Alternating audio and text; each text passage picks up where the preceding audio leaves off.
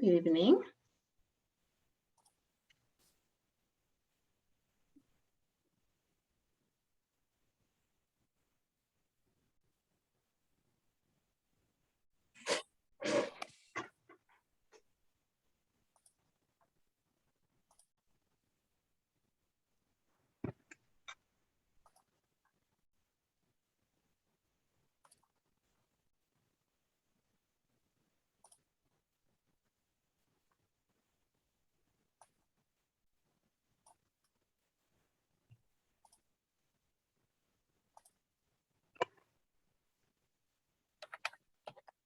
I'm sure everyone else will be along in a few moments.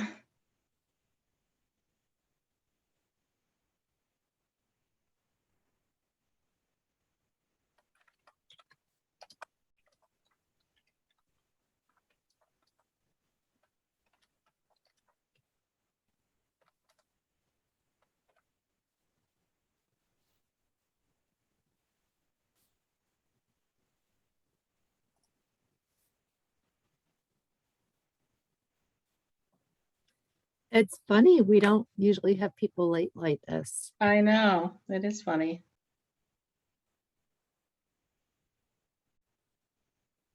Driving. Yeah, Brad said he might be late. I was trying to connect if he's late by phone or something. Everyone else is here though. I mean, everyone should be here.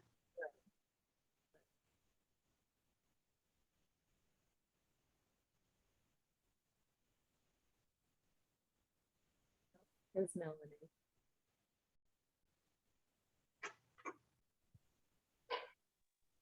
Hi, I just want to warn everyone before we get going that there's tons of ticks out in the woods, so just be careful when you're out there. I'm pulling them off myself all day. Oh no. Public message. Great. Thank you for the warning.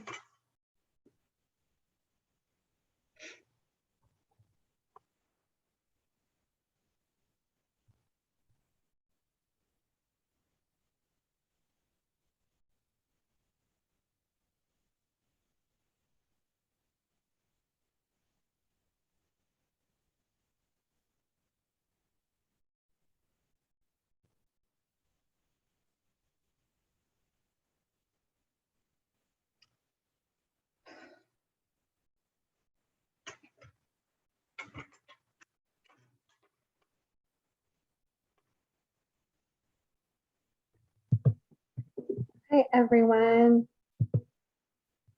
I'm sorry I'm a couple minutes late. I had a little trouble getting on tonight for some reason. So Tim's not here yet. Here's Tim now. Great. Okay. And so I wonder if other people are having issues.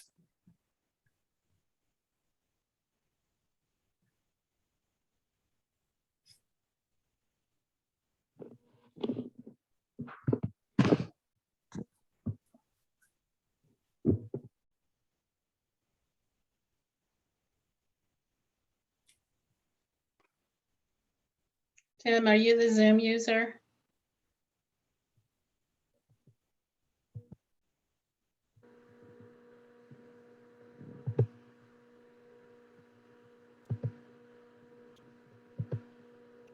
Thank you, Tim. Hi, Michelle. I thought that was you. Okay, so let's just do a quorum count. Should we? We have 1, 2, 3, 4 library trustees on so far. That is a quorum according to our bylaws. And so the meeting can begin. Y'all, I apologize. I was struggling to get on and I closed the place where I had the agenda. So give me just a second to pull that up.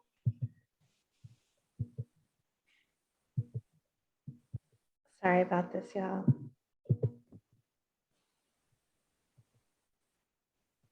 Oh, Savannah's there. Good.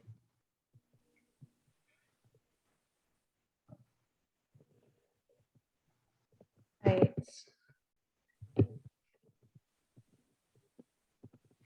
Okay. Thank you. It's so good to see you all here tonight. Melanie, are you keeping the minutes for tonight? Okay, and if you had a chance to acknowledge everyone who is joined us, trustees and guests. Wonderful. And then, Marianne, you want to do the thing that I always forget we need to do? So we are meeting on Zoom because it's a pandemic, and so we're meeting on Zoom because it's not quite safe to meet in person. And the minutes will be posted with the town clerk, and the recording will be available until the minutes are posted. And for trustees present, we have Kate Sell and Tim Logan and Savannah Woolett and Melanie De Silva and Michelle Regan Ladd. So Great. And it is possible that our treasurer, Brad, may be able to join us. He's on his way back from Boston. And if he does join us, he'll be doing that awkward thing where you join a conference call in your car. So we'll see whether he's able to do that or not. All right, thank you very much, everyone, for assembling. We are going to go ahead and review the minutes of our previous meeting. That was our meeting on the 4th of October. Trustees, do you all have the minutes that Melanie sent us? Yeah, I sent revised minutes too, and then of course already found 2 errors. So Okay. I, for some reason, had that we were at the last meeting approved the July 27th meeting minutes. So I just changed that to September 27th. Okay, And I had also spelled Mike Vinsky's last name wrong. So I added the E in there. So that's fixed. okay. Okay, great. Did trustees notice other corrections? Tim? Yeah, I'd like to make a suggestion, just to clarify something. The last sentence of the primary paragraph there about resiliency Mm-hmm. says we do, however, need to plan to be a cooler center, Oh. during Oh, the summer cooling. Mhm. and a heating center in the winter. This is expected as a responsibility of libraries and the MVCX this.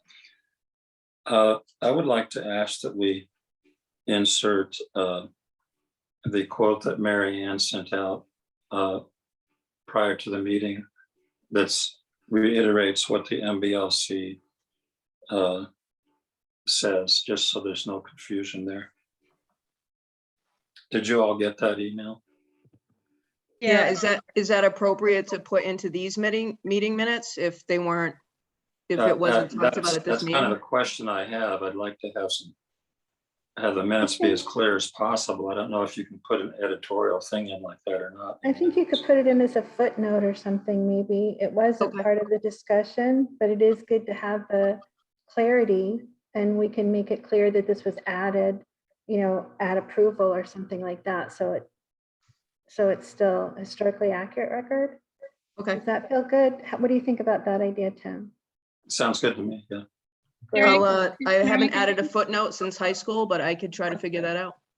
Mary, could you just read that statement again so the guests will know what we're talking about? The one that you found that you you sent to want me us. to read it? Okay, it's Yeah, from thank you. the program notice.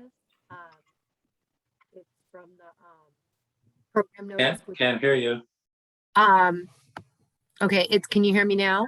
Yes. Okay, alrighty. So it's from the program notice, which is, about the small library project from the Board of Library Commissioners.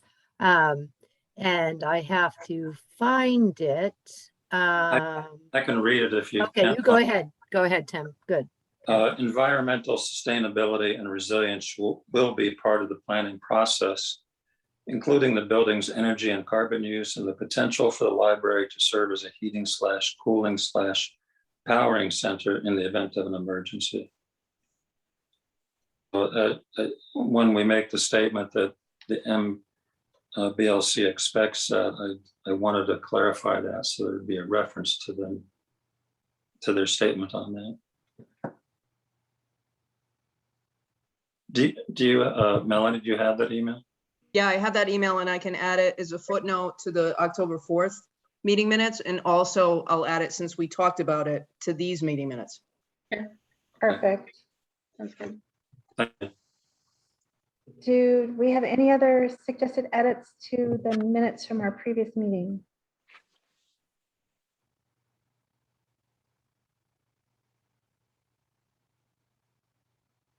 I'm hearing none. Can you give me Alright. just a minute, please? Yeah, sure.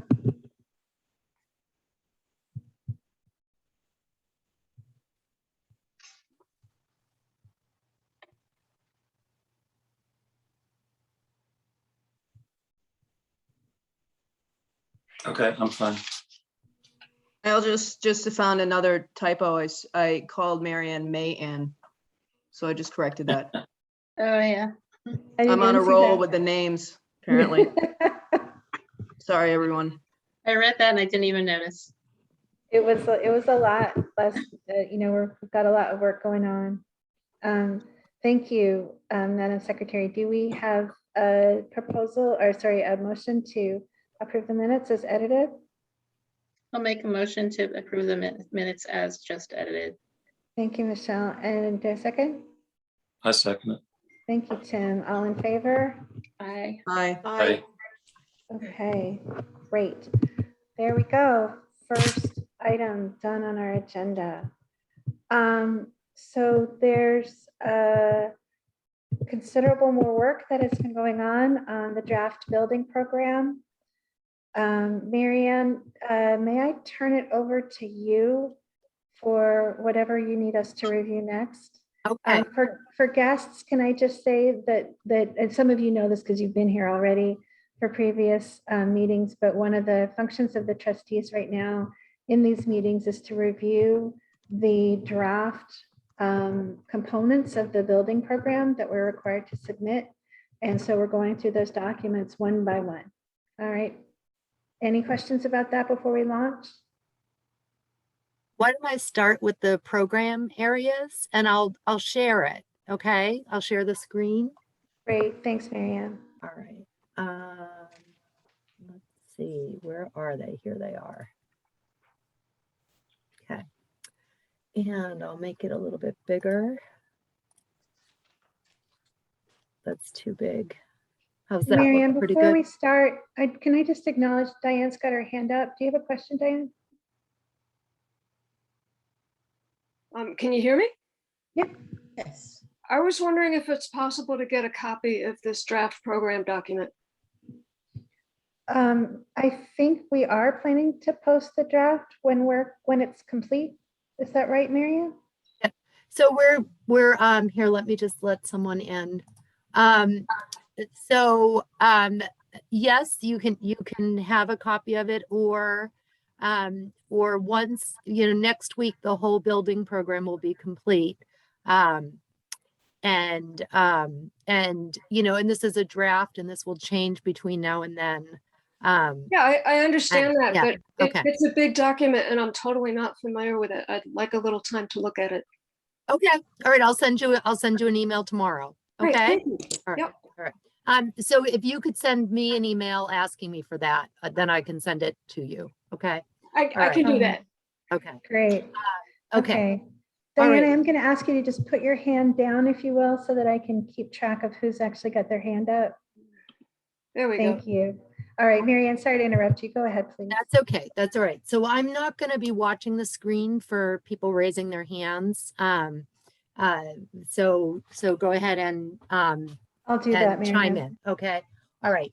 So we're starting with the exterior entrance. I did a bunch of program areas. We had 2 public meetings about them the week before last, and these are program areas that we haven't reviewed publicly yet. So this is the exterior entrance. This is when you arrive at the library. This is where the entrance is, the book return is, the outdoor holds pickup area is, and it's a meeting place. There's a bench that 3 people could sit on. There's a bicycle rack and there's a trash can. For equipment, there are hardwired electronic lockers in multiple sizes that are accessible from the staff workplace inside, and they're for after hours pickup. There's an exterior book return that's accessible from the inside, and there's Wi-Fi. The entrance is closed to the parking. And for architectural details, the doors should be protected by an overhang to provide protection from inclement weather. There will be clear signage with hours and contact information. The lockers and exterior book return should be protected from inclement weather by an adequate overhang. There'll be exterior motion sensor lighting, a skid-free, durable, easy to maintain exterior walkway between the parking, sidewalk, and entrance. And there will be exterior electrical outlets. Any questions? I have a question for Kate. Sorry, yeah, go Kate? ahead. When we're reviewing these documents, normally we have visitors answer questions at the end of the meeting, the last 15 minutes or so. What's the structure going to be tonight in terms of visitors asking questions about these documents? I don't know. We honestly haven't had so many visitors as we have tonight. Before, Marianne, you're the one who sort of has to go through it. Do you have a preference here? Would you rather take questions as we go along, or would you rather wait and ask people to hold them, just take notes and hold them to the end? I That think might be quicker. But go ahead. I think let's do each section. Okay. Because each section is its own thing. Yeah. There are 7 or 8 sections, I'm not sure. Okay. Okay. So in that case, I see Meryl's got a question. Yes, I just wanted to suggest possibly also having an outdoor water faucet. So if we need to water pots or gardens, we can do so. All right. I don't know so- if that's the place to put it, but Yes, water faucet. Thank you, Meryl. Okay, good. Sure. For a hose for gardens. Okay. Okay. Excuse me, Alrighty. Marianne, I just want to note for the minutes and for just general politeness that Brad Foster is with us. Thanks for joining, Brad. Go ahead, Marianne. Sorry to interrupt you again. All right. So I don't see any other questions about this section. So we'll move on to the next one. Okay, so the next section is the periodical display. So a lot of these are going to be about things that you find in the adult area of the library. So functions performed, browsing and quiet reading. There's room for 4 people. There's user seating for 4 people, 2 lounge chairs with a low table and a small table with 2 chairs. Flexible mobile flat shelving for magazine boxes that display the covers. 36 linear feet of shelving. Let's see, this is close to the quiet reading nook and large windows overlooking a woodland setting. It's distant from noisy areas and the entrance. It's 240 square feet. It has excellent overhead lighting, UV protected windows, and that's all I have. Any I have a questions? question, Marianne. Yeah. And this is really just to educate me. Nowadays, how useful is a periodical room? How do they get used a lot in modern libraries? I ask because magazines and print are kind of starting to die. I don't know how many people use them. How I really just don't know how useful Right. will this Right. area be. Right. So, so 2 things. There's, it's got flexible flat shelving, so it doesn't have shelving designed only to display magazines. So if magazines, if the collection decreased or they stopped being published altogether, the area could be used for something else. In a lot of the feedback that we've been getting, we have a lot of people asking for places to sit and be at the library. So it seems like a periodical section is a good place to have a little bit of browsing and a place for seating in the library. So it serves two functions. We have 28 to 30 magazine subscriptions that still circulate. Um, we so so magazines, there may be fewer magazines that are still being published, but magazines are still being published and they still circulate now. So this is enough room for the collection we currently have. I'm not planning to grow our magazine collection. I'm just hoping to be able to hang on to magazines for more than 3 to 6 months. You know, now we have room for 3 to 6 months issues of a magazine, and then we have to, you know, basically throw them out because we don't have any room. So we'd be able to keep a year's worth and a couple of years worth of it. There are some magazines that like the Knitting magazine and the Fine Home Building and Consumer Reports that people, you know, and the Fine Gardening that people want back issues, but we don't have room to keep those. So is it your feeling that magazines are quite popular in the community? Yes, yes, Okay. they Thank you. definitely are. Okay. Thanks. Savannah, you have a question? Yeah, go ahead, Savannah. It's not a question really. I just wanted to point out that at the library in Amherst, they have an enormous section with magazines, just row after row after row after row, and they seem to be circulating all the time. Thank you. And this is not a room, to be clear. This is not a periodical room. This is an area, correct?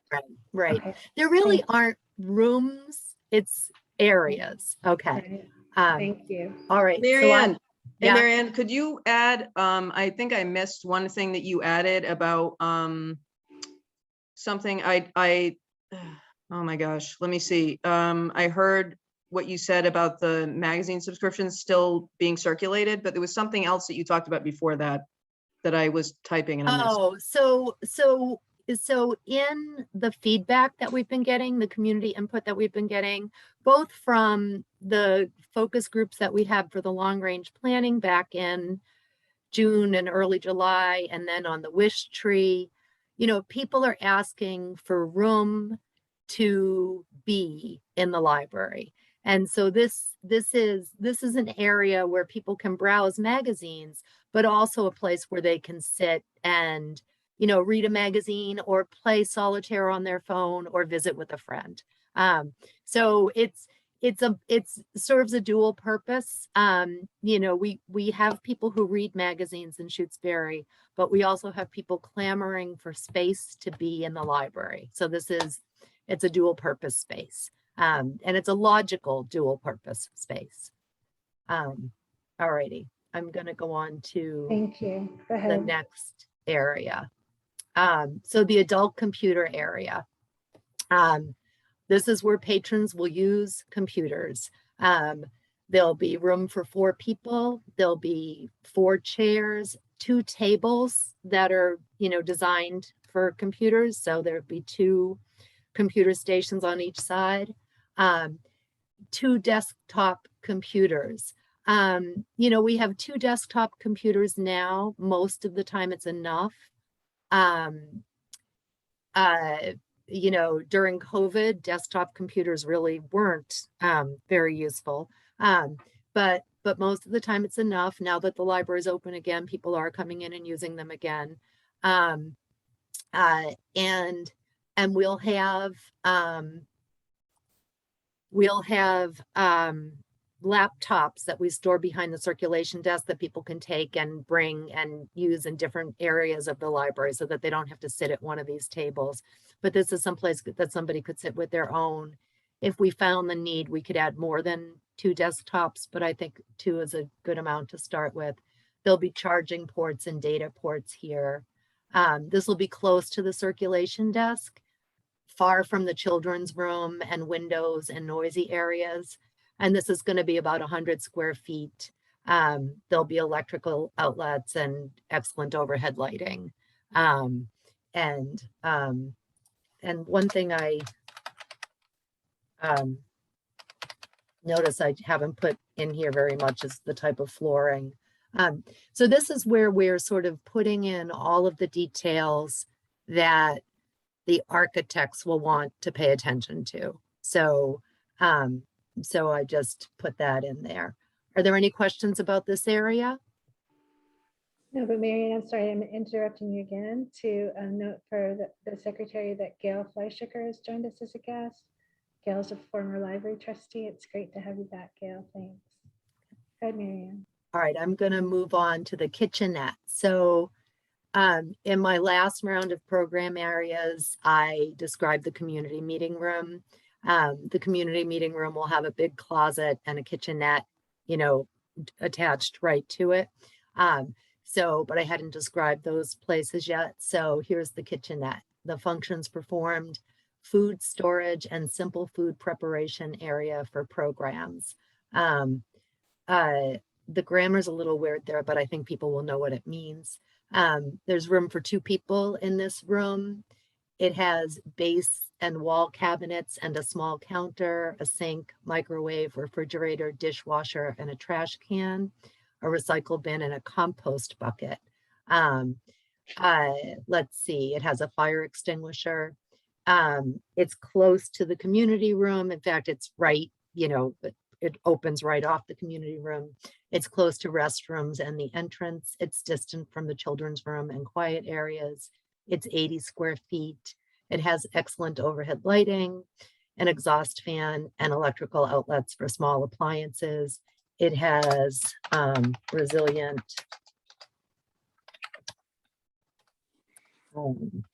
easy to clean flooring.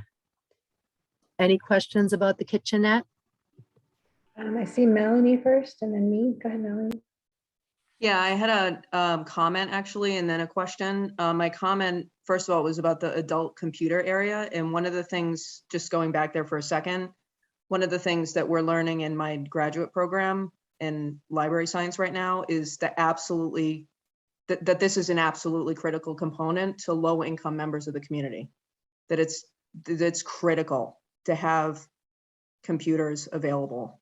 And as well, even going back to the periodical section, that largely at this point, periodical sections are not entirely, but often used by elderly members of the community and often low income members of the community who don't have the resources to have their own magazine subscriptions or have access. So I just wanted to mention that. In terms of the kitchenette, I want to ask now, how is that being handled? Like for food preparation for programs, what do we do now without, like even before COVID, how is that being handled without kitchen facilities in the library now? Well, so if programs were held here in the library, I can't say we didn't serve food, because there were lots of times when I had little programs here or meetings here, and we served coffee and served refreshments. You know, I brought, either we bought bottled water at the grocery store or we brought it from home, and we prepared the food right on the circulation desk. You know, like so in this new library, if we are fortunate enough to be able to build one, we're just going to do all the same things we're doing now. It's just going to be less ridiculous. But, you know, I remember the last time I remember serving food, I think either Joe Comerford or Natalie Blay was here for a visit. And so it was our state rep or our state senator. They've both been here, and we served cider and donuts. And Penny Kim brought it the last time. She brought the refreshments. So Cookies. yes. Okay. So it'll just be easier, and it won't be like now all of the paper goods are stored in my garage. You know, like I have big totes, Rubbermaid totes of paper plates and paper clips, and all of that stuff is stored in my garage. Here we'll be able to store it in the actual library. Okay. Kate? You're muted, Kate. Marianne, my question is, I don't know if we're required to get into this level of detail, but do we need to say like if there's electrical outlets near a sink that they need to be ground fault interrupted or anything like that? Or will the architect will just know what they're doing, right? They'll know Okay. that kind of Okay. detail. Okay. Thank you. I'm just scanning quickly Yeah. for any more raised hands. Not seeing any, so on we go. Thank you. I have a question. Okay. Marianne, we've talked before about the relationship between the areas where children play and the bathrooms and bathroom access for the other areas of the library. When you look at this overall discussion of areas, is there how should I say it? Is there a message in there to the architect that clarifies that spacing? Or is that something we're going to talk about when you actually get into the design elements? Well, so each area sort of describes our wishes for what it should be near and what it shouldn't be, what it doesn't need to be near. And then when we're in the design phase, it'll be an ongoing conversation. But in this program, you'll notice, that I'm always saying close proximity to or distant from. And some of it really is kind of, well, first of all, this isn't going to be a very big building. So everything's going to be near everything, just not right. It's not going to be like the building is now. But you can, but with good planning and with well-articulated goals, you can make it clear that this is where the adults will be and this is where the children will be, and that there should be some separation between, the noisy activities and the quiet activities. You can say this will be a quiet area. This will be a boisterous area. It kind of stuck in my mind, the concern for when a parent has two children and they might have to leave one unattended in order to take the other child to a distant restroom. And I kind of want to just make sure that somehow all of this, some consideration has been given to that. I know it sounds like a minor problem, but it's probably a big problem to a parent. All right, well, we haven't gotten to restrooms yet, but Mike Dinsky has his hand raised. Okay. We're going to get to restrooms though. Yeah, Okay, thank you. Mike, I see your hand raised. Yeah, thanks. See, I had a question kind of about the process here and everything. So, as you're going through this list and all, there's there's some things that I think are unnecessary, like this kitchenette. And if I say that I don't think there should be food service being done in a library, I have my input, but so what, how does that get considered? Is this,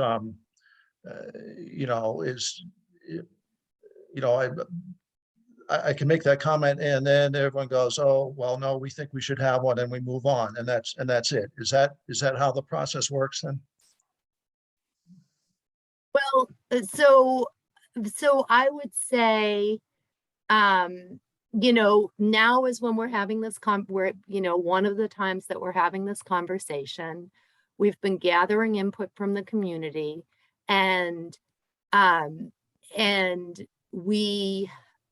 so we're gathering input from the community. We're hearing the different ways that people want to be able to use a library. We have information about the way other communities use libraries and the things that, and the facilities that they have. And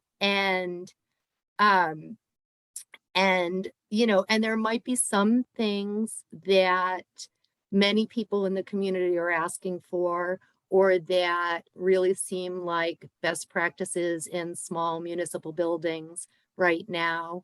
and they may not seem important to somebody.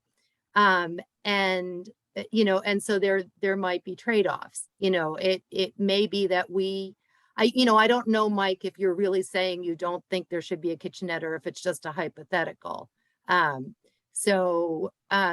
couple of weeks ago when we were going through the program areas, somebody said that they didn't think there should be a teen area. They couldn't see any reason why libraries would need a special area for teenagers. And several of the people who were in the meeting expressed why they thought areas were important for teenagers.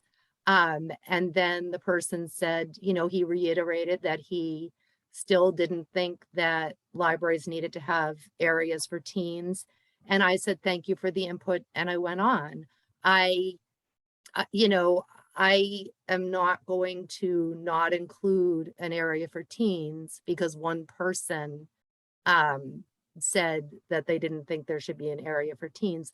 Just like I'm not going to include a hot dog stand because one person wrote that they wanted a hot dog stand. We're using data and sort of the prevailing data and best practices and doing the best we can with the resources we have. Well, I'd just like to say then that, in order to keep this process in the meeting at a reasonable time frame and everything, then I'm not going to object to the particular things that I object to, because it sounds like they're just going to be replaced with best practices or whatever. So I just want to make it clear that even though I'm not saying a lot about this, it doesn't mean that I'm in agreement with what this is going to look like. So Mike, there's also another suggestion that I would make, which is, if you can keep notes throughout and say, this is something that I'm not in favor of, and send that to us in an email. I can give you the library trustees address, and we will take your feedback into account, but we have a lot of feedback to take into account. Okay. So the email address is librarytrustees@shutesbury.org. Thank you. Okay. Marianne, you want to go ahead? Yep. Okay. So, all right, restrooms. So I put down restrooms 2. They're going to be single-use restrooms, or a family might use the restroom. The restrooms will have exhaust fans, wall-mounted changing tables, waste bins, shatterproof mirrors, soap dispensers, a toilet, a sink with low-flow automatic faucets, paper towel dispenser, hooks for coats and bags, and a small shelf for things like a phone or books or a purse. The restrooms are close to the community meeting room, the lobby, the entrance, and the children's room. For area required, I put down 100 square feet, and then I put ADA compliant. I'm gonna get some guidance from the Board of Library Commissioners about this. I found conflicting information, but they'll know how big a restroom needs to be.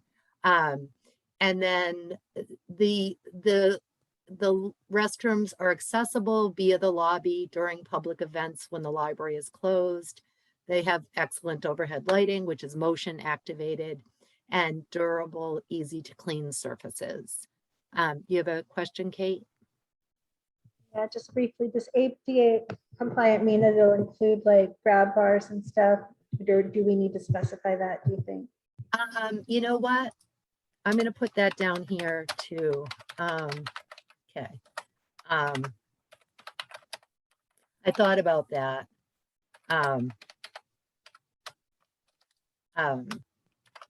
Okay. All righty. Anything else? Yeah, I have a question. Okay, I'm sorry. Tim. Oh, and Michelle has one too, but Tim, I think I saw you first. Okay, I can't see everybody's hands, so I hope I don't interrupt anybody. Mary Ann, is there a particular reason you want a paper towel dispenser, which is high maintenance versus just like a dryer fan? Personal preference. And like, so those dryer fans blow molecules around. And I mean, they blow things down usually. Personal preference, we argued about this 10 years ago. And I don't remember what went in the plan. And there's a lot of time to argue about this. There's a lot of time for people to, you know, mount a whole, you know, like air operated hand dryers in the bathroom campaign. So, but it's personal preference. I feel like paper towels do a better job drying and cleaning your hands, and prevent, you know, wet hands from grabbing door handles and things like that. So. Okay, I'm going to ask everyone to please use the raise your hand function because it's getting hard to keep track of the queue. Michelle is next, and then I see Melanie. I'm sure that MBLC will know this, but I just got to thinking about, you know, toilets that are ADA accessible to someone in a wheelchair. Will be too high for young children's, but I'm sure they can help you with that. But I just had that thought. Right. That's all. Right.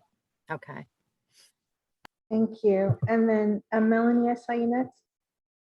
Yeah, I just wanted to add on the paper towel thing that when you have little kids in the bathroom, it's really critical to have, it's really hard to clean and dry children's hands without paper towels or towels.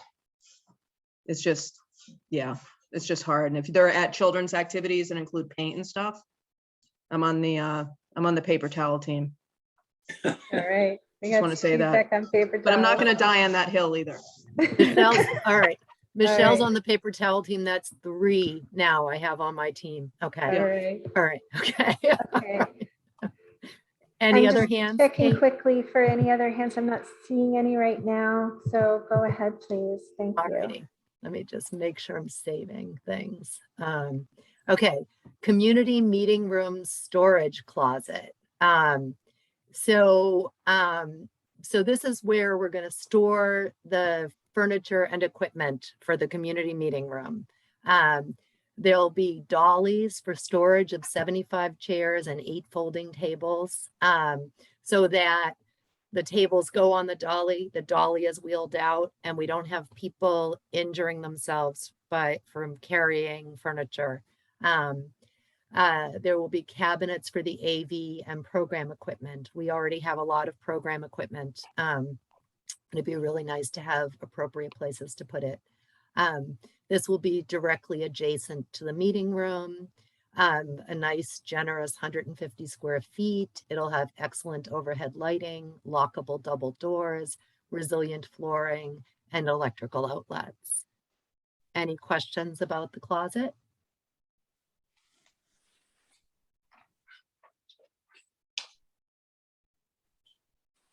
Melanie. And then Diane, please. That was a mistake. I just didn't lower my hand. Okay, Sorry. no worries. Diane, go ahead, please. Why do you need electrical outlets in a storage closet?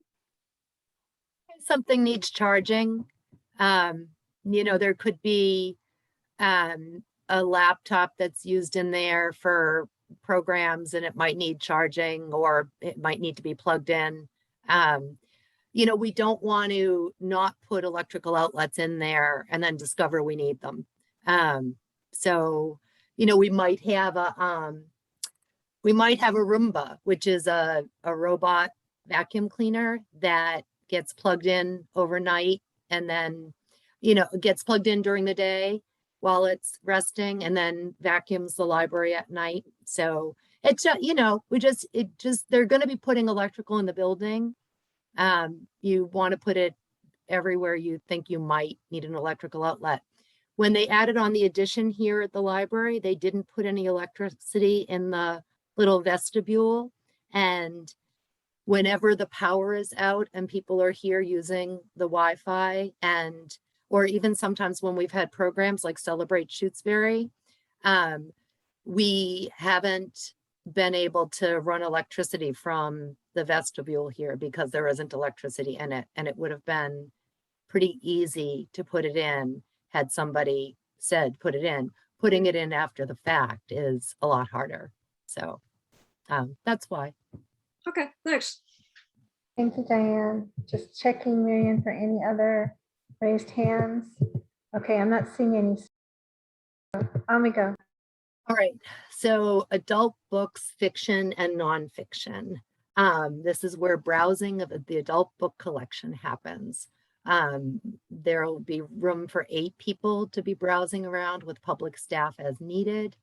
750 linear feet of shelving, mobile double-faced steel shelving with slat wall end displays. Book capacity 6,000 books. So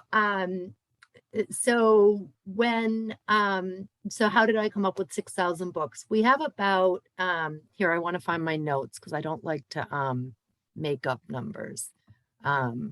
So let's see if I can find my notes. Here we go. All right. So we have 3,600 books in our adult collection now. We add an average of, okay, so we have 3,600 books in our adult collection. And then I did a comparison of adult book collections in nearby towns that are about our population size. And I'm pulling that up now. So we have, 3,500 adult books with a total of 12,000 items.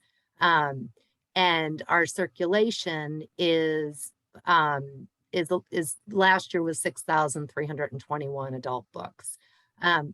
Leverett has 5,921, so about 6,000 adult books in their collection. And their circulation was 8,500 last year. They circulated more adult books than we did. Irving is brand new and still hard to compare ourselves to, but they have 5,000 adult books in their collection, and their adult book circulation was less than 3,000. But Irving, we're going to sort of watch their collection grow over the next 10 years or so. Buckland is another town with a big new library. They have 4,500 books in their collection, and they circulated about 3,700 last year. West Hampton has a little bit more than 7,000 books in their collection, and they circulated a little bit more than 6,000 adult books. So anyway, the sort of the ratio I'm going for is sort of like 1 for 1. We have 6,000 books and we'll circulate 6,000 books. I think if we have more books, we'll circulate more. The other thing is I look at the data from what people are asking for, and a lot of tags on the wish trees said more books. And we have, we have fiction and mysteries and nonfiction. We never have enough nonfiction. We have no room for our collection to grow. And we add a lot of books. We add about 300 adult books a year, but because the shelves are full or at overcapacity, we're forced to remove the same number every year. So I don't think it'll take us long to grow to 6,000 books. And I think 6,000 books is a reasonable size collection for a library in a town our size. So that's how I came up with that. Marion, I'm sorry to interrupt you. Michelle, could I ask you to take the chair for just a minute? I really need to use the bathroom. I'm sorry to interrupt. Go ahead. All right. So our books shelves are close to the quiet reading area, the adult computer area, and they're highly visible from the entrance. And they're distant from the children's room. The area required is about 400 square feet.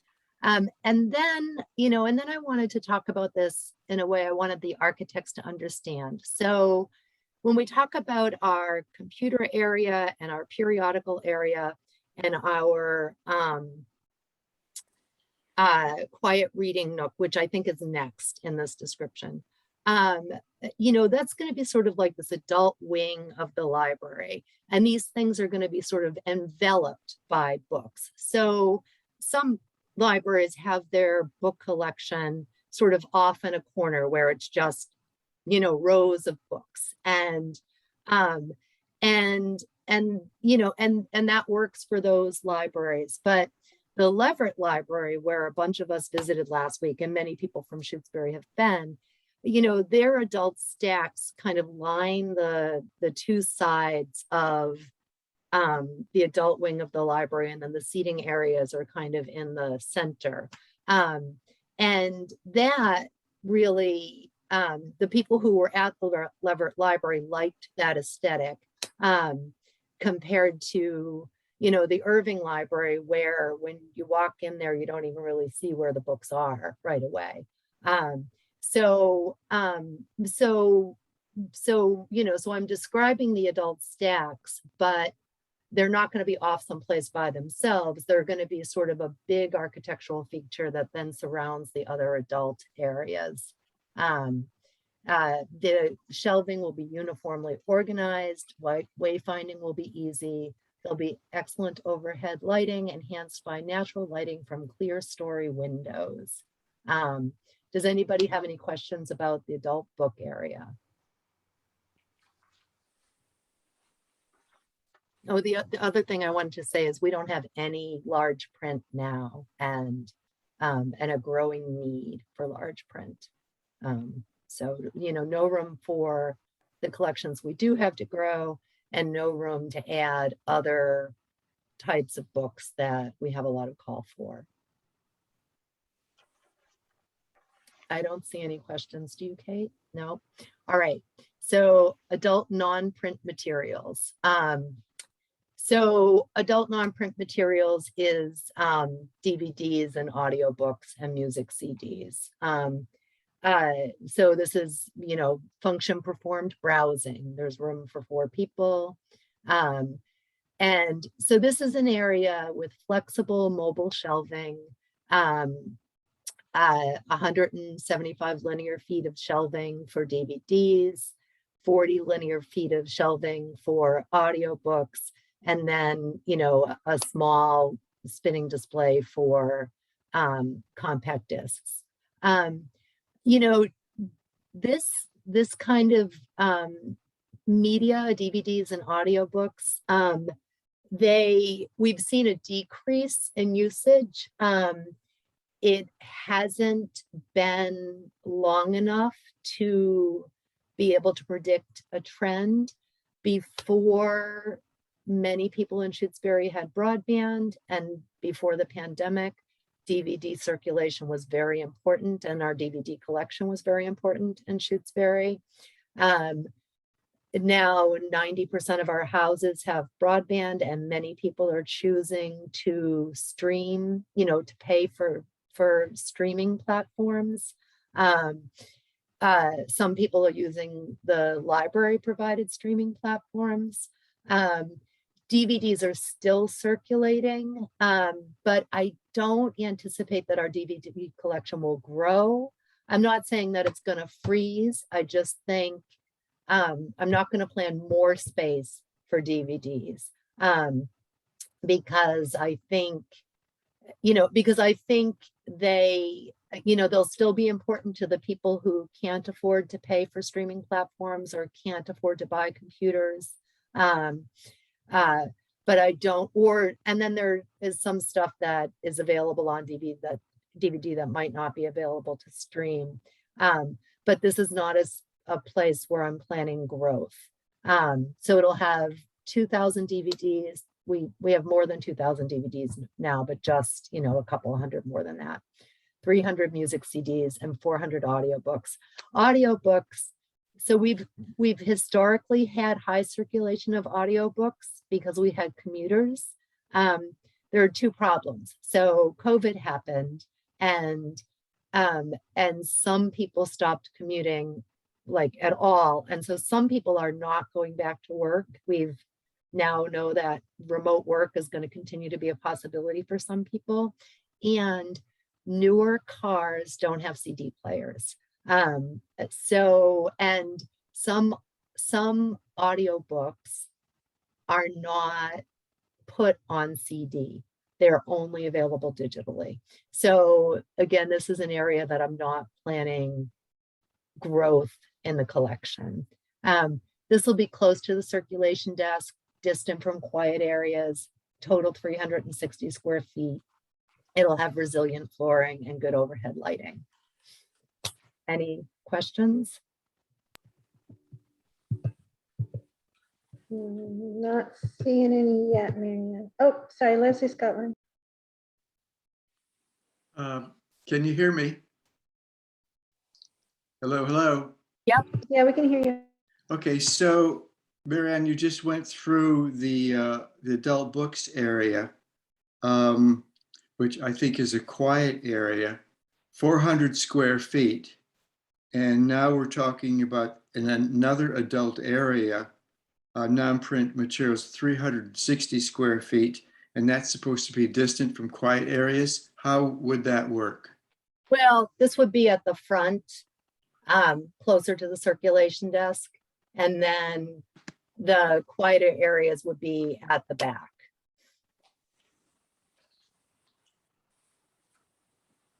You know, and that would be for the architects to figure out.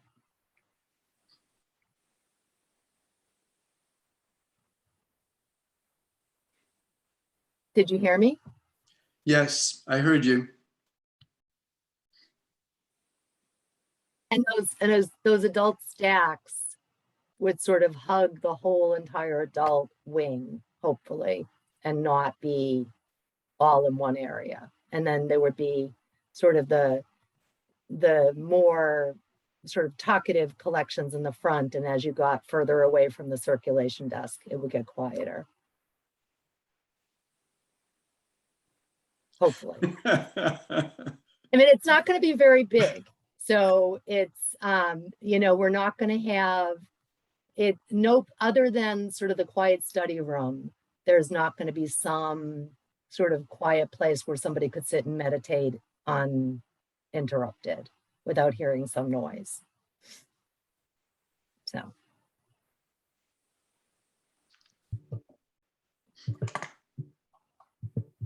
Okay, looking for any other questions. I'm not seeing any right now. So on the go. All right, adult quiet reading nook. So this will be our quiet reading and study area. Room for 3 people with 3 seats. So 3 sort of comfy upholstered chairs and a small table. There'll be electrical outlets. This will be close to windows and the adult book collections, distant from the entrance and noisy areas. This is about 100 square feet. And this is a nook at the far end of the adult section of the library, far away from the entrance and the circulation desk. It has excellent lighting and is also set beside large windows that look out onto a woodland setting, and has sound dampening flooring. Which, you know, might mean carpeting. But you'll notice I didn't write carpeting. So, okay. And I think that's it. Yes, let's see. Okay, then those were just some notes for me, for other things to add to other places. Okay, so. Okay. All right. Last call for questions about any of the spaces that we've been through so far. Go ahead, Leslie. You can hear me still, please? Great. Part of the difficulty of assimilating this and critiquing it or giving comments is not having an overall picture. I I'm somebody who is a very visual person, and I hear the speech that is going along. The screens go by pretty quickly. And I'm just saying that it's hard for me to see the whole picture without seeing all of these slides or all of this material, posted where it can be accessible and where you can assimilate the whole picture. I think Diane made a request whether or not this is going to be posted on the library site. I certainly would echo that, but I'm just expressing a little bit of frustration, not really being able to have a sense of the whole picture. Yeah, thank you, Leslie. I hear you. It is a lot and it's hard to track. We are going to have a conversation about this at the end of document review if we have time tonight, about how we can make sure that people have access to a summary or the whole thing. We have a little work to do on that, but we hear you. Okay, thank you very much. Mary, can I turn it back over to you for whatever else you want us to review next? Yeah, okay, so I'll stop sharing this one. Oh, actually, I don't have to stop sharing it. I can just go find another document. So let's see. All right, so the existing facility was the other one that I sent out. So this, again, this is just part of the library building program. And this is just sort of a bunch of, factual information. So the library was built in 1902, in 2008. Marianne, excuse me, if we're not seeing this, if you want us to. Oh, you're not seeing it? Okay. No, we're seeing we're seeing the new stuff, not the Alrighty. description of the old building. Okay, so let me start again. And this share. Okay, do you see it now? Yep, okay, I'll make it a little bigger. Thank you. Make it a little smaller. All right, there we go. So the building was built in 1902, and then in 2008 had a small expansion. The town common is adjacent to the library. Town hall is across the street. The post office is across the street the other way. It's a mile from the elementary school and 10 miles from the regional high school. There's no growth potential on the existing site due to the small lot sandwiched between the main road, a neighbor on two sides, and the town common. Neither the building or the parking can be expanded. So 945 gross square feet, 843 net square feet. Let's see, in 2008, the new entrance was put on and the bathroom was added. In 2014, a new slate roof was put on the front of the building. In 2019, the mini split was put in for air conditioning, and it does provide some backup heat. And then in 2020, the ventilation system was put in and the plexiglass shields were put in. Let's see, the building is in satisfactory condition for its age. The front entry steps and railings need to be restained. The rotted wood trim at several windows needs to be repaired or replaced. And then the windows are old and will soon need repair. And that, so that was the building inspector whose opinion that was. They are old drafty windows, but they're also beautiful old antique glass. The interior of the building is also in satisfactory condition. The wood floors need to be refinished. The under the floor furnace is old and will likely need repair or replacement. Let's see. And And so then, and so then we just measure the square footage of each of the little areas, and talk about what's there. And I'm not going to read all of this, because it's just the size of the space and what we do. If anybody has a question or sees something, that they want to ask about or comment on, they can. But, so the circulation desk is 118 square feet. For new book browsing, we have 7 square feet. For non-print materials, which is CDs and DVDs, we have 192 square feet. And so then when we were going through the program spaces, I said I wasn't going to grow the room for those collections, but this has about half the amount of space devoted to it. So now we don't have ADA compliant aisles. So when you have a shelf unit, so if the shelf unit say takes up 8 square feet because it's 4 feet long and 2 feet wide, then you need 42 inches on each side of it, and 3 feet on either end, which makes it a much bigger area so that somebody with a wheelchair could get around and browse with dignity. So, our periodical display is 14 feet. Again, we throw out a lot of magazines. 13 square feet for 2 computers. And again, there should be room for, there should be 3 feet behind somebody's chair so that there's not somebody standing right next to them. If somebody is sitting in a computer chair, there shouldn't be somebody standing right next to them looking at DVDs. Right now, people are right on top of each other. We don't have any seating now because we've removed it because of COVID, because we're not encouraging people to stay for, long amounts of time. And so, so it just goes on, the amount of space that we have for each of these areas.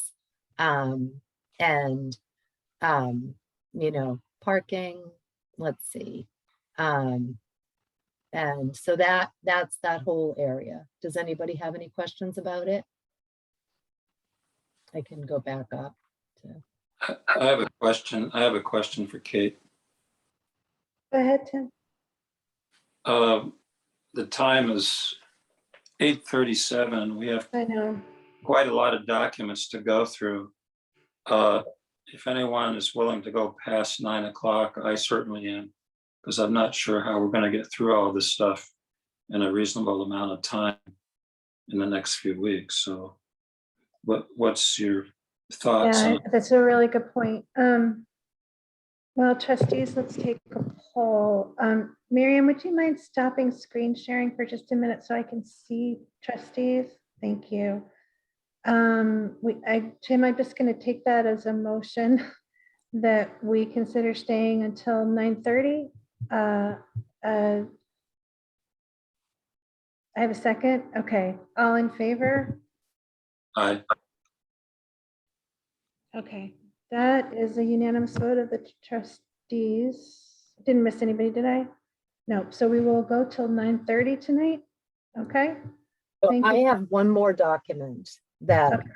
Yeah, and if we don't need the whole time, Lord knows we won't use it, but it's good to make sure that we understand where we're heading. Thank you, Tim. So I'll go on to, did anybody have any questions about the existing building before I go on to the next I didn't document? see any, Marianne. You Okay. can go ahead and All right. All righty.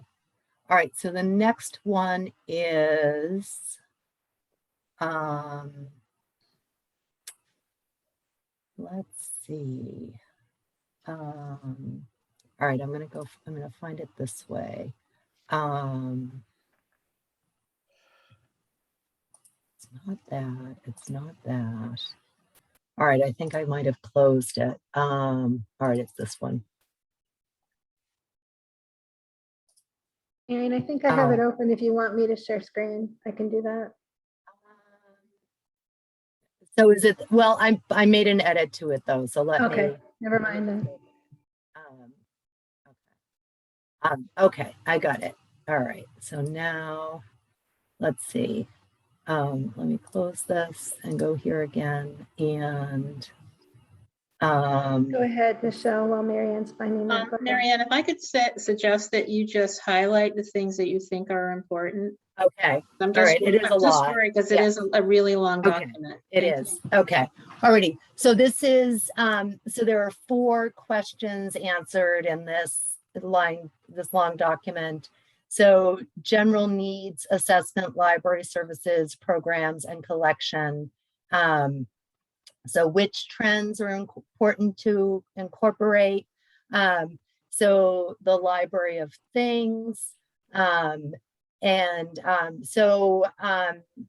So, you know, back in the spring, actually it was summer. So I'm going to change that to summer because I looked up the dates and they were all after June 21st.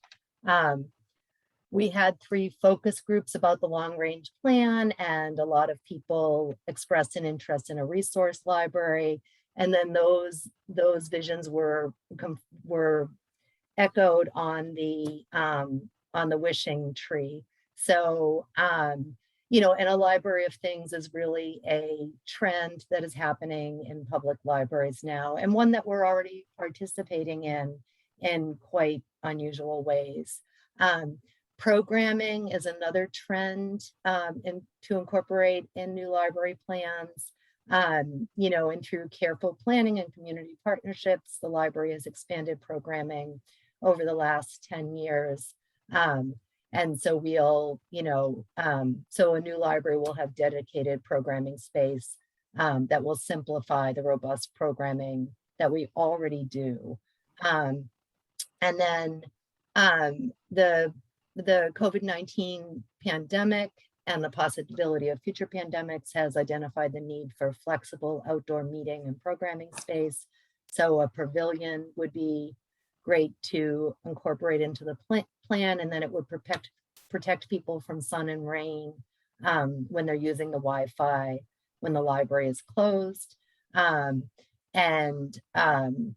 And then, you know, we like to do programming outside because this is Shutesbury and we're outdoor people. So, so that outdoor programming space is a trend I think that's important to incorporate. And then, you know, in our last plan 10 years ago, we didn't have a small study room, and, you know, the need for remote work that seems to be becoming a new normal, and then, you know, our broadband network making remote work possible. And then, you know, and then this sort of this community request for sort of tutoring and collaboration space. And those are sort of trends in other libraries. Those are things that I think are important to incorporate. Which services should be retained and added. Let's see. So I said all the services we have now will be retained, and our services will continue to reflect the needs and desires of the community. Services that might be added are after school homework help, passive activities such as a puzzle table. Community groups would be able to book the meeting room. You know, right now we don't have a space that anybody else could use. So, you know, that wouldn't really be something the library would provide. It would just provide the space for other people to create activities in there.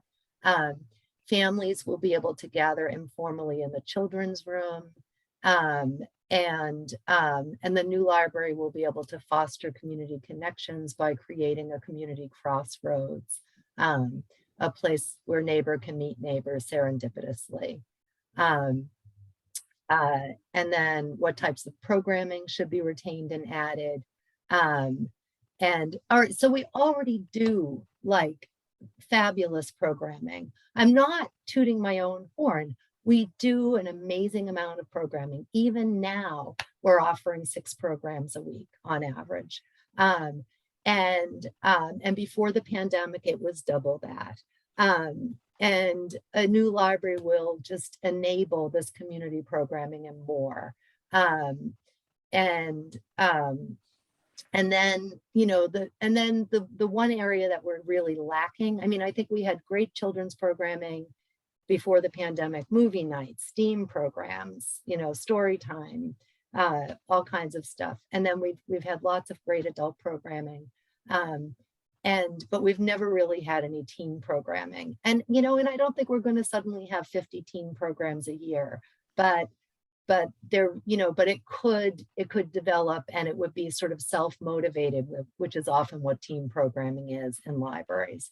So we create a small space for them and welcome them, and then we see what they want to do with it. We don't have a collection management policy. All book collections will stay. You know, they'll be organized better. And then a new library will have room for emerging genres and a library of things. What type of spaces should be retained and added. And I just did the same list that we've, you know, that we settled on. And we might find that this changes a little bit as I continue to map out these program areas, but this is the same list that I've shared a couple of times now. And really, so between the two program area collections that we've shared publicly now, I have mapped everything out except a telecom closet, a janitor's closet, a mechanical room, the outdoor program space, outdoor storage area, the parking area. And then I am adding in, let's see. And then there's the staff workspace I haven't done yet, or a director's office. And so it's a lot of really tiny spaces that aren't mapped out yet. And let's see, what special circumstances should be retained or considered. So I think a special circumstance is that we, you know, we have a really high volume of use coupled with a really extremely tiny building. Our one-room library lacks running water and only has a composting toilet. The need for social distancing means it's not safe for two staff people to work together in the cramped, the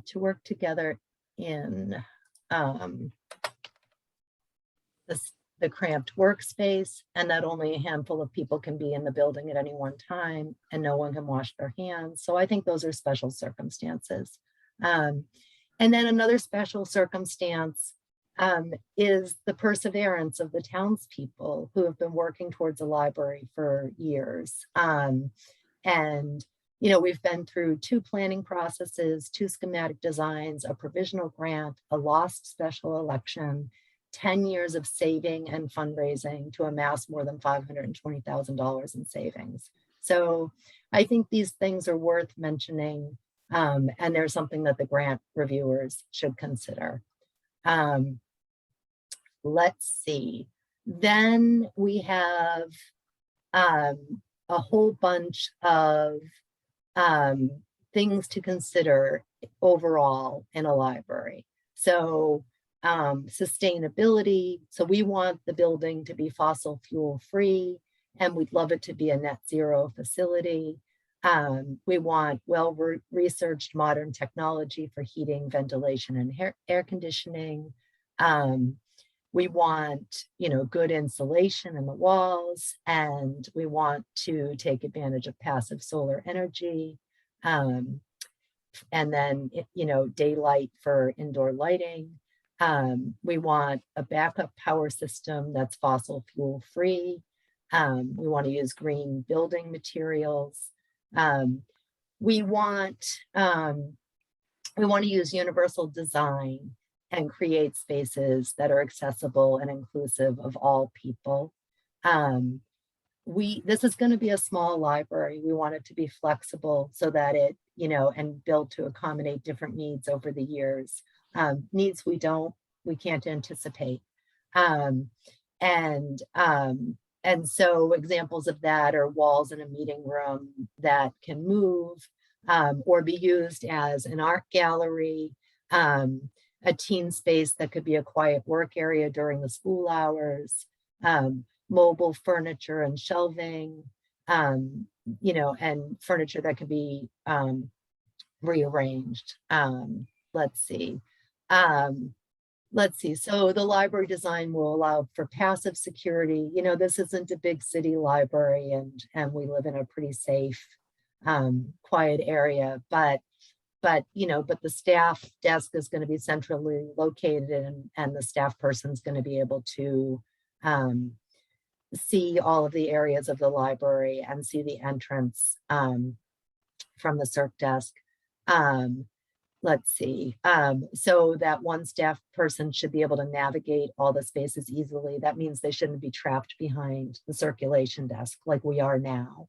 You know, if somebody came into the library now and there was an issue, there's no way to get out of, you know, even if there's a medical issue, it's hard to get out of the circulation desk area. So this, you know, it's going to allow for easy movement. There has to be one completely lockable space, such as a staff office, you know, in our time of the need for lockdowns. So standard municipal fire safety equipment as required by building codes, you know, smoke detectors, carbon monoxide detectors, a sprinkler system, whatever is required by building codes. So, and the acoustics are going to be, you know, tricky. They're going to have to be carefully planned by somebody who really knows about acoustics, because it's not going to be a large space, but we want, you know, we want people to be comfortable and to be able to talk, but we don't want to have sounds carry. And again, you know, whatever architects we hire are going to be skilled in this, or they're going to consult with people whose specialty that is. So there'll be a strong Wi-Fi signal throughout the building, data connections where needed, and the Wi-Fi should reach to seating and parking areas outside of the building. Natural lighting plus LED, lots of power outlets. And now the furniture will be durable and easy to clean and sanitize. Flexible, smaller tables can be combined to accommodate larger groups. And that's a new thing in COVID, you know, so where we used to have a big heavy table that sat 8, now they're saying you have 2 tables that seat 4, and where there was a table that sat 4, now you have 2 tables that seat 2. And of course, we're not having any big heavy tables that are just taking up space anyway. There'll be mobile shelving, a modular service desk that's able to accommodate a plexiglass sneeze guard if necessary, and then built-in cabinets in the staff workroom and the kitchenette with accessible shelving that's not too high. So for maintenance, the design will include resilient and durable surfaces that are easy to clean and maintain. Ergonomics are just important to consider. So, and so the furniture and shelving will be designed to accommodate people of different abilities. There'll be varied seating, you know, some seating will be soft, some will be hard, some with arms and some without arms. The service desks will be accessible for staff and patrons, and at least there has to be one service desk that meets ADA standards for the height. So there might be an adjustable desk, or the desk might have multiple levels. I don't think we're the adjustable desk type here in Shutesbury, but we're going to write that into the plan so that we can be flexible. There will be adjustable chairs for the staff. And then the service desk edges will be flat so that people don't have to lift their materials over a lip, over a lip. So ADA compliant shelving isn't too low or too high. Kickboards are used below the bottom shelf. And increase, which, so that the bottom shelf isn't all the way down on the floor, and that increases the bottom shelf's height, increasing accessibility. And then the shelving heights will be designed for the population it is intended for. So shorter shelves in the children's areas. And then, so biophilia, I think is how you say that. And so we care about nature and the natural world, and we like to see, we want our library to be surrounded by, by a woodland setting, which would be hard to avoid here in Shutesbury. And the window will have operable windows that maximize natural light and allow ventilation. Furniture will be arranged to take advantage of the natural light and outside views. And then during the warmer seasons, the design of the building will encourage a natural flow between indoor and outdoor spaces. So we're going to have a ventilation system that we never would have imagined having before. And it's going to have to provide at least 4 complete air exchanges per hour and be designed to use a MERV 13 higher filters. And this must be an easy to maintain system. So it has to be someplace. So we put a ventilation system in this building. It's in the basement. The filters have to be cleaned every 4 months. It is really an ordeal to get to it. So this will be in the in that HVAC room, in that mechanical room, and it'll be easy to get to and safe to get to. Right now, it's really a dangerous situation. So signage, the library design itself is going to facilitate intuitive wayfinding, but there'll be clear, easy to read, minimal signage because navigation is easy. And the design and the size will meet the needs of the community for 20 years. And our population really grew for quite a number of years, but it hasn't been growing lately. But anyway, we'll keep it in mind, and we'll have it be a flexible design, and have the architects think about, in 50 years, if the town's going through this again, or in 30 years, if the town is going through this again, and they want to add on, this will be a building that would be flexible and could accommodate future expansion. So if people want to, I just jotted down this dream. So our dream is to build a welcoming, comfortable new building that facilitates community gatherings, fosters connections, inspires ideas, and builds community. Shutesbury residents of all ages will find materials and programming to meet their education, entertainment, and information needs in an environment that fosters inclusivity. Melanie? Just want to say a couple of things. First, this is wonderful. But number one, that this building the idea is that it be designed with the current staff. Right. Right. So we're not looking to build a library that's large, so large that we need to increase the staff. Right. So I want to make that clear. Right. And number two, that you, We say that in a number of places. yeah. Okay. Yeah. Good. And number two, that you've been working on this, having regular meetings with the MBLC, who are experts in library building, new construction of libraries. Yeah. So I'm just going to add that to the meeting minutes, that, you're already getting support from people who are experts in libraries every week on this. Yeah. Okay. All right.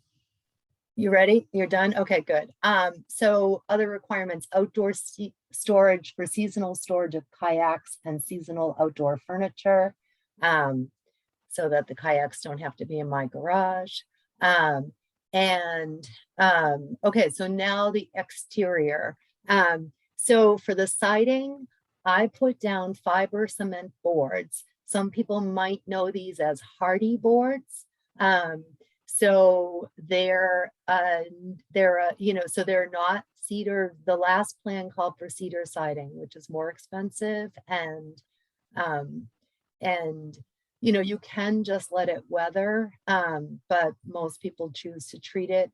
So fiber cement boards,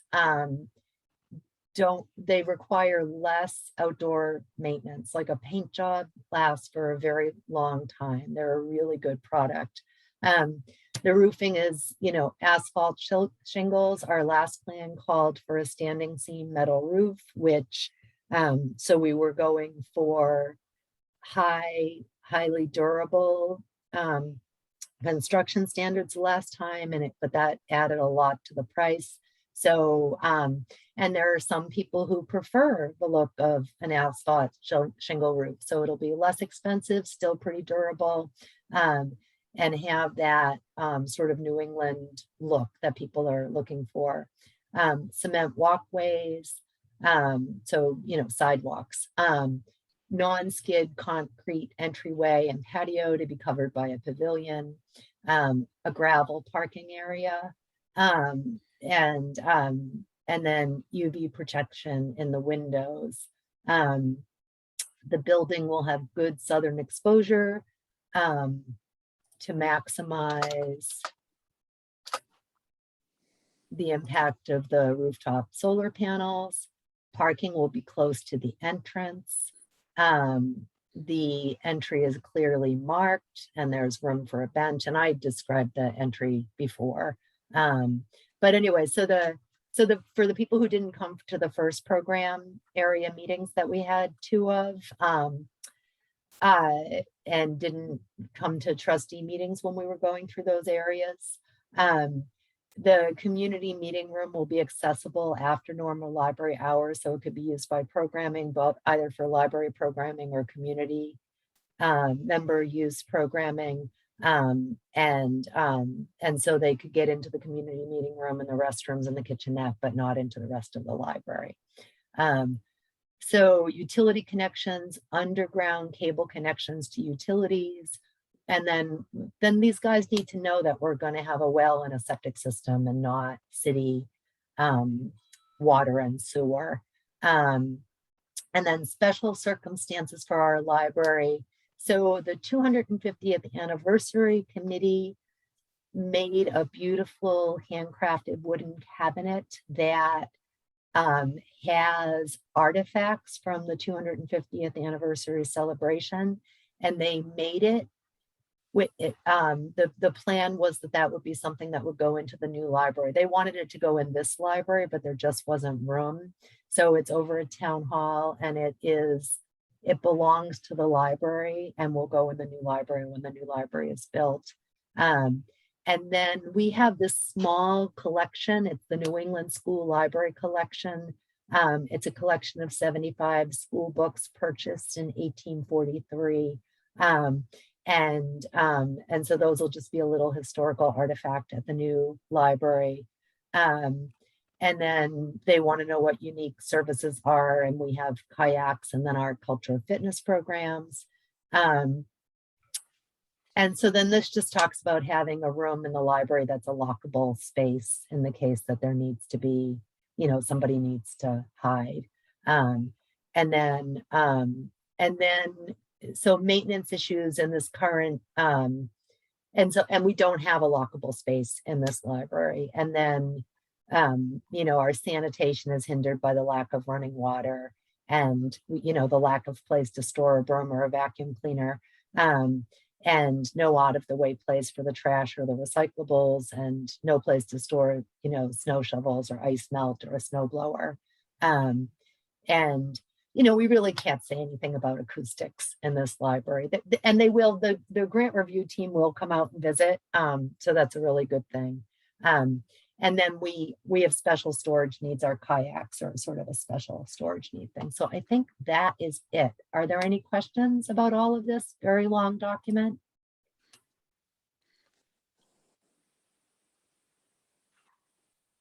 I'll stop sharing and you can see everybody. I don't see Thanks, any. that does help. Okay. I don't see any raised hands.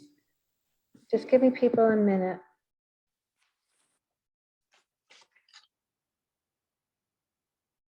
Nope, I don't see any raised hands. Okay, thank you for walking us through all of that, Marianne. Kate, I think Leslie has his hand up. Oh, I'm sorry. Thank you. I didn't see. I apologize. Go ahead, Leslie. I put up my hand right at the last minute, probably after last call, but at any rate, I'm just going to reiterate what I had said before. It's really hard to understand the whole picture, and and all the narrative that was just provided by Marianne just now. So again, I'm just going to make a pitch for that being the whole thing being made available Yeah. to the public online. We hear you. Thank you. We do. We hear you loud and clear, and we're going to discuss that right now. Thank you. Okay, thank you. We've heard that feedback from you. We've heard it from other people, and it's helpful. So that's what we're going to be talking about now. So let's just figure out how to do this. So Marianne, I just wanted to sort of start by checking in with you. So just so that everyone understands, we have a tight deadline here. We're approximately, what, 2 weeks away from the deadline? Is that correct? Yeah. Yep. Okay. And where we are required to submit the draft building program. It remains a draft until the full application is submitted in December. It's on December 3rd. Is that correct?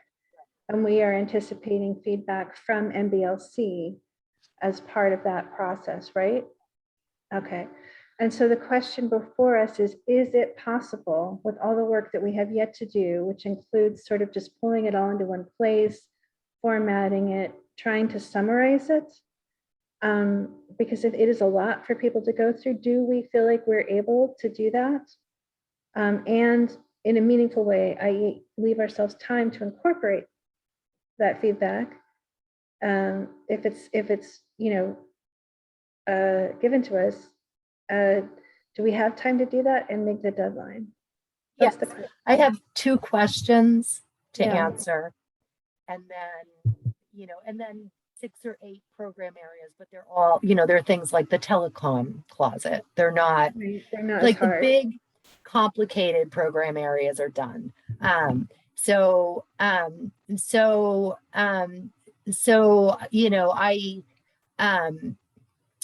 so I do think that we have a meeting scheduled for next Monday.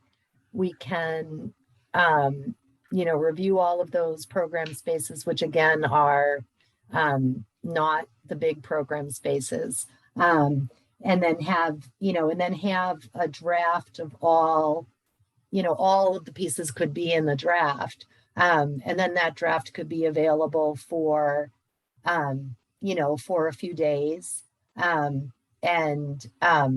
maybe we post it Tuesday morning, and people give us feedback until maybe we have a Zoom meeting Thursday evening, and maybe Friday at noon. I should look at my calendar before I say that. And then we make any edits over the weekend. It's a draft, so then we can review it one last time at the trustee meeting Monday night, and then send it off. Okay, so just for the sake of the secretary, so that we have all of this proposal entirely clear, is that okay with you, Melanie? Yes? Okay, so what we are suggesting is that we will, in our next meeting, which is on the 18th, that we will review the additional program spaces and take a final look at the draft document, that we would then post it to the new library, the Small Library Project website, and through various town channels on the morning of the 19th, that's Tuesday the 19th, and that we would accept feedback until noon on Friday the 22nd. Is that correct? Well, so at noon on Friday the 22nd, I could have a community Zoom meeting. Oh, you'd have a So, community Zoom. so Sorry, I missed that. so I would have one Thursday, the 21st at 6 p.m. and then at noon on Friday, the 22nd. And then people could, could give feedback. So they could give feedback by sending it to email, emailing it anytime after it's posted. And they could come to those 2 Zoom sessions and give feedback. Okay, can I ask Do you you, think people would want Zoom sessions? I think it would be great to make them available, and then, you could set a cutoff, and if you don't have more than 3 people interested, you could say, sorry, we're gonna just focus on this one instead of offering 2, but Michelle's got a thought. Well, no, it's more of a question. So when is this actually due? Did they give us the same link? 25th. The 25th? That seems really tight. I don't know. We don't have a choice, we don't have a choice. I have a question about that. Then I would say go with 1 Zoom session. 2 is too much to then make any changes and then have it in on the 25th. That's Okay, my so we'll opinion. just do the one on the Thursday. Okay, Okay. I'm just trying to keep the queue here. I thought I saw Brad. Did I see you with the raised hand, Brad? Or am I making stuff up? No? Okay. Then go ahead, Tim. I'm trying to remember how to raise the hand thing.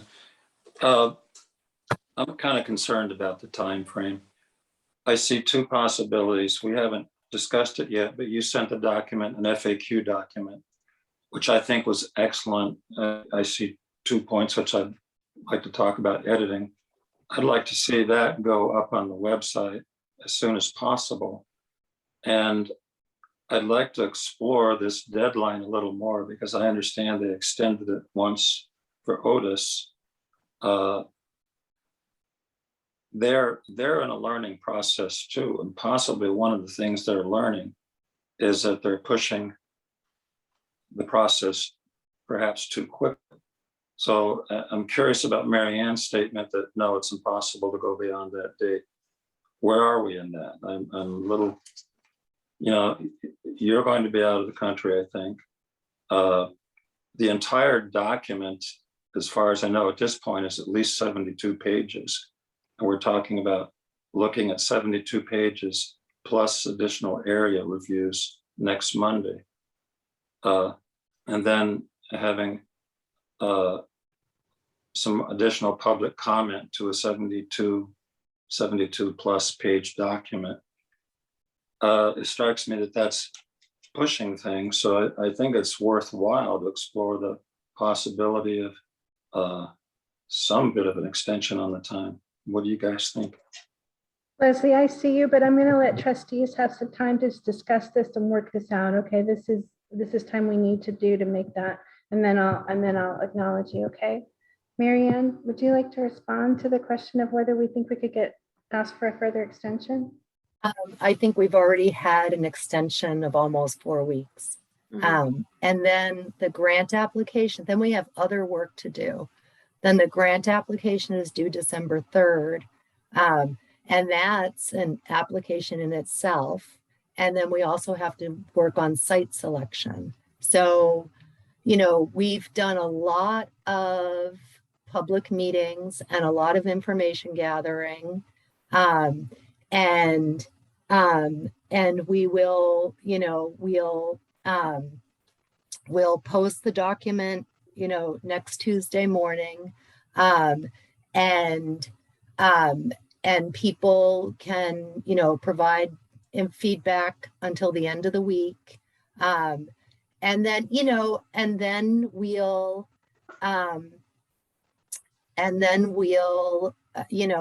we'll submit it, and it's still a grant.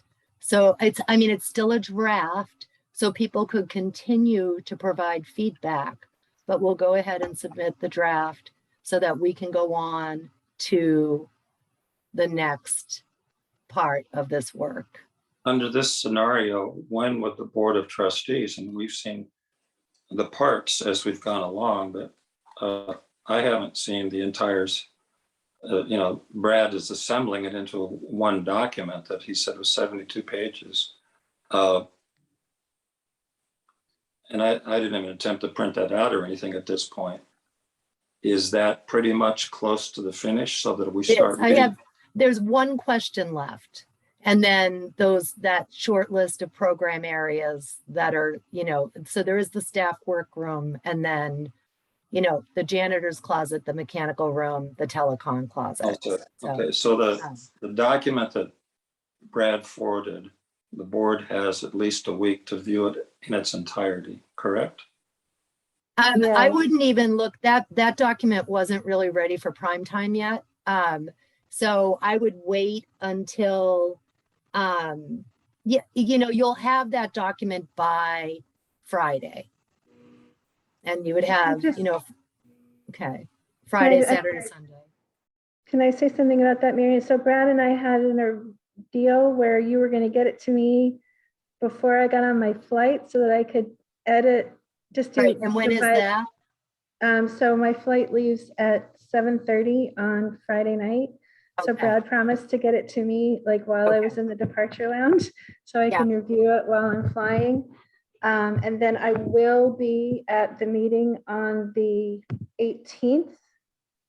Even though Zoom is wonderful, I can do it from London. But I will not be able to be at the final meeting on the, I'm sorry, have I got my days right?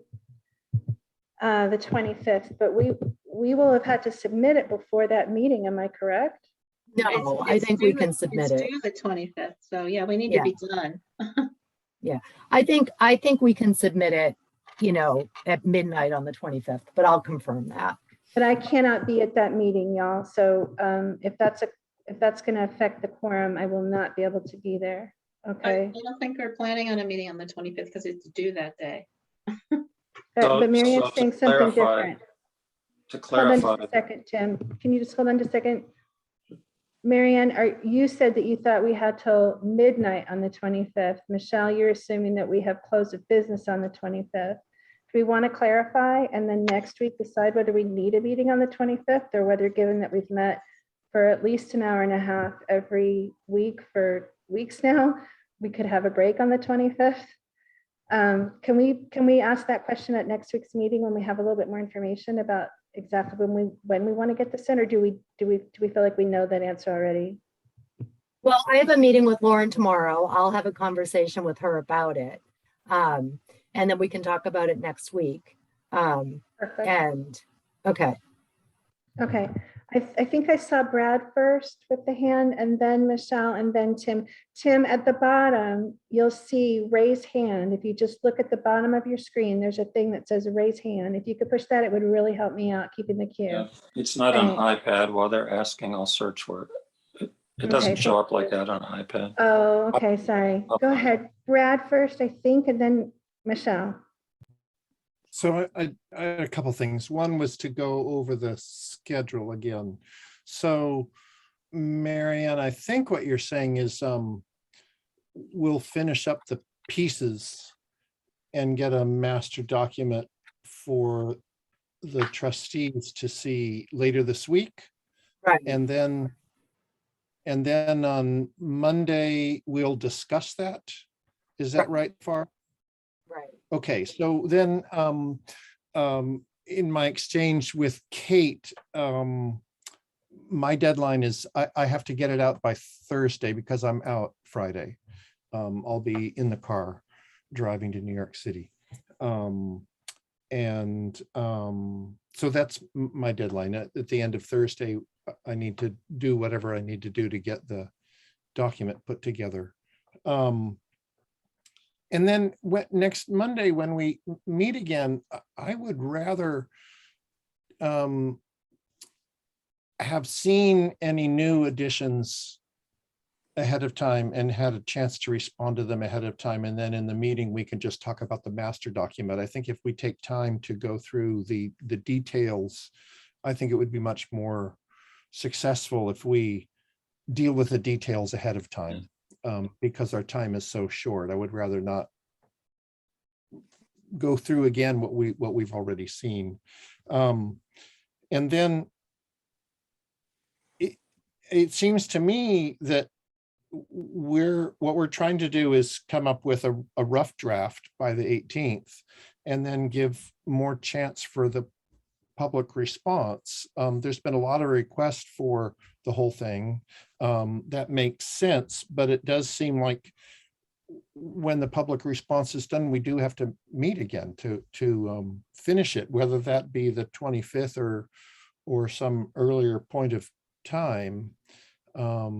It's hard for me to imagine not having one more meeting before it goes out. So that's how I see the time frame. We're talking about finishing the draft, finishing all the pieces so that we can see them ahead of time, finishing the draft on by the end of Thursday so that we can talk about it on Monday, and then having some public response after that and one more meeting before it's finalized. Correct me if I'm wrong. I see it as you see it. Thank you, Tim. Michelle, you're next, and then Tim, I think.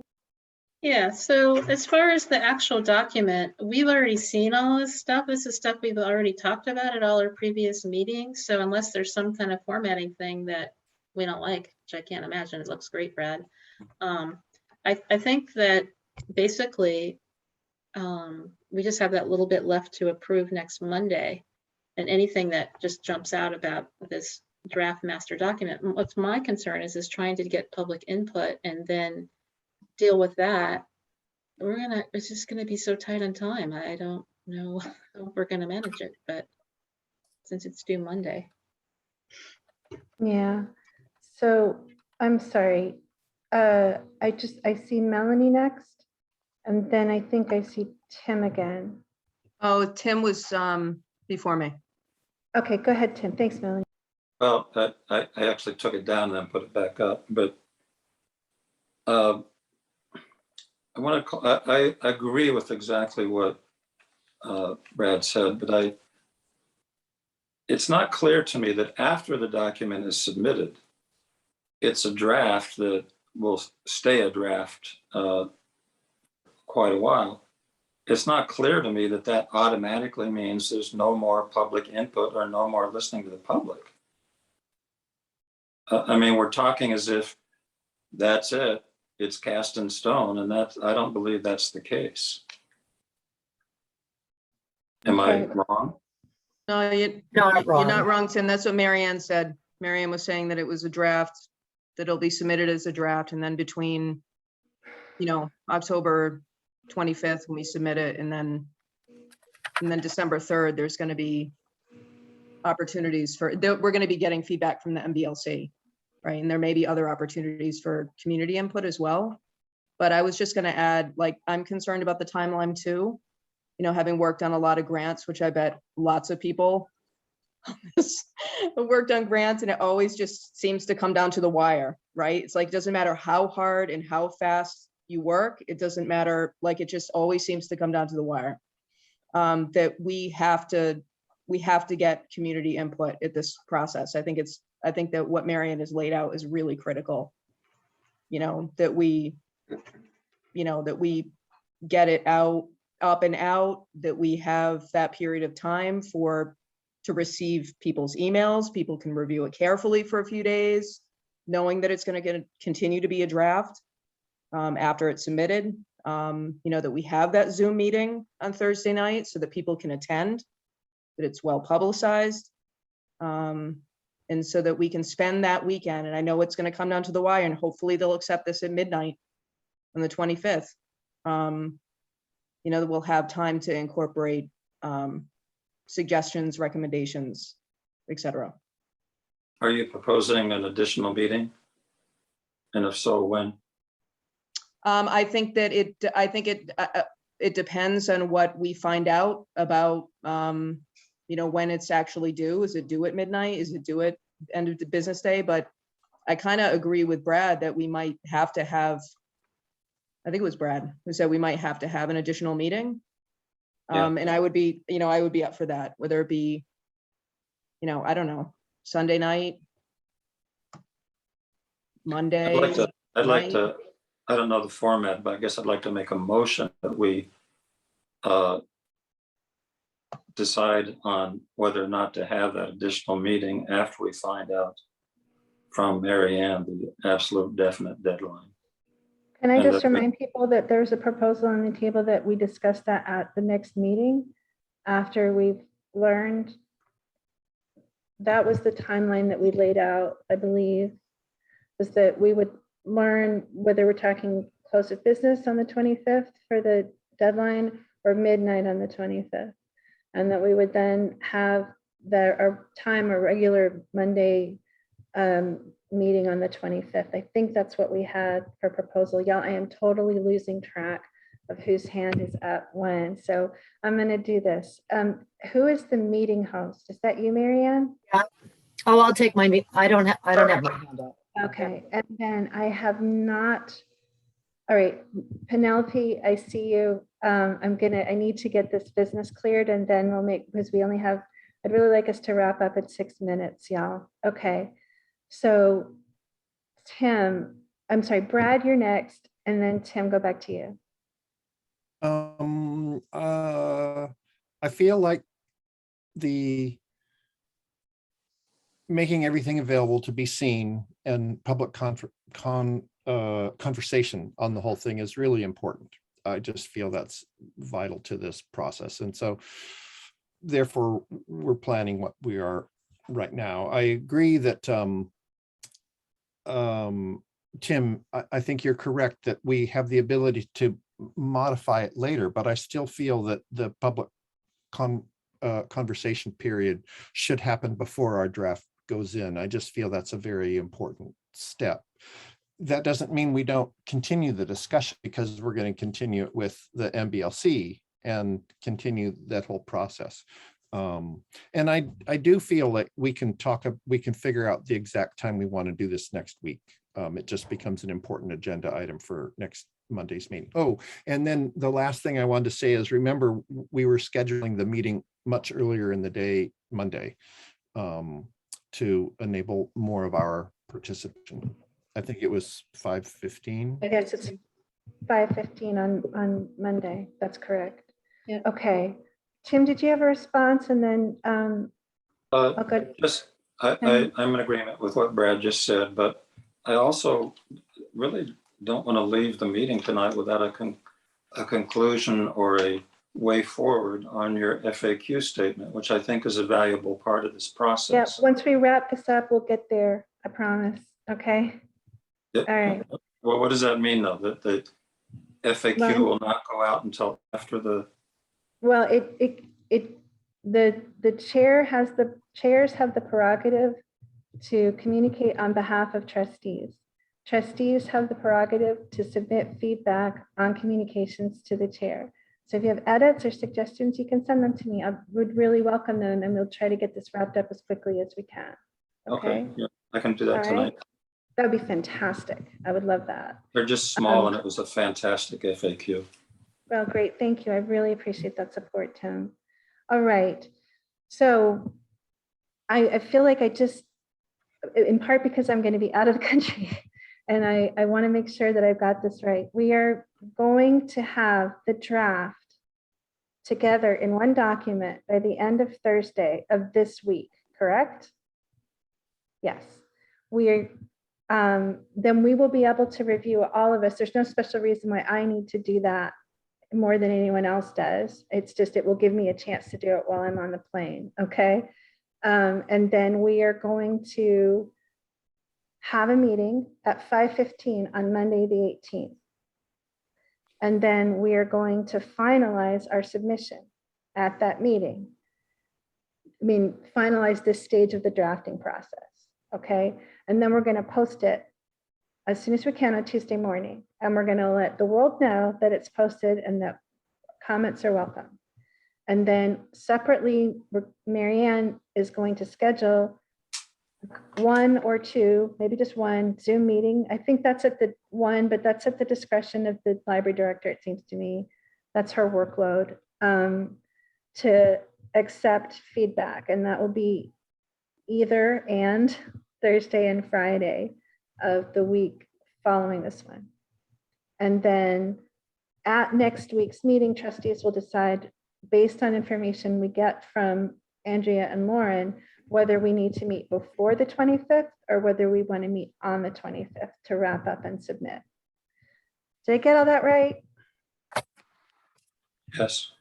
Okay, then we're clear. Then I am going to just recognize Penelope and thank you so much for your patience.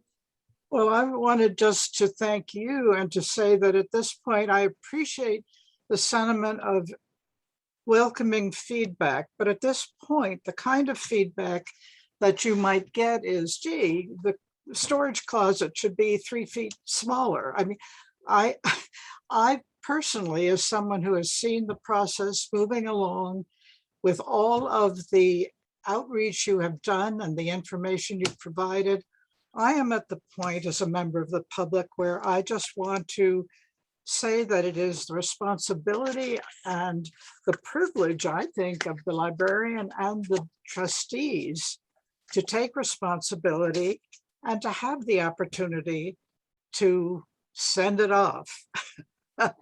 It's not the end. And I am just concerned that you're knocking yourselves out and scheduling more meeting where the type of input you will get will not be broad-based.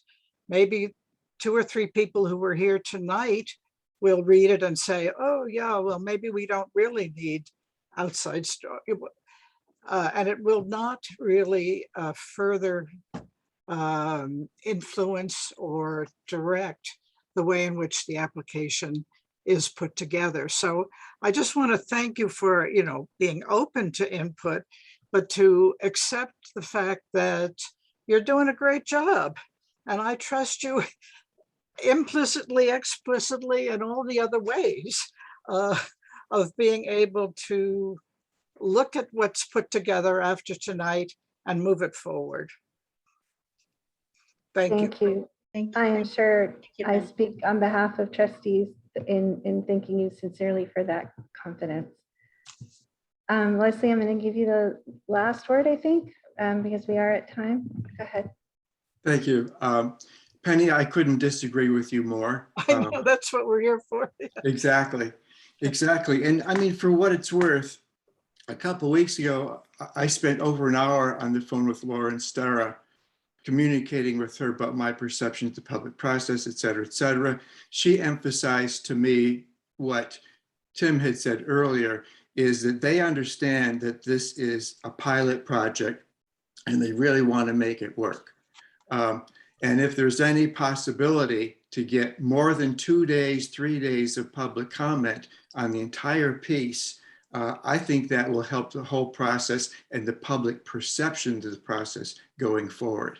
So I would recommend seeing if that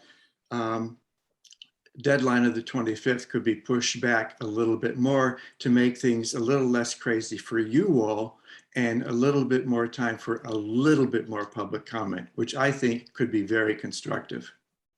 Thank you. Thank you. Thank you. All right. I'm sorry, did I see another hand? All right. So Madam Secretary, thank you so much, Melanie, for taking all of this down and having our next steps clear for us. I will see you all next week, where I will be calling in from London, getting ready for the International Conference on Climate Change. Please wish me luck. Thank you all. Take care. We're adjourned.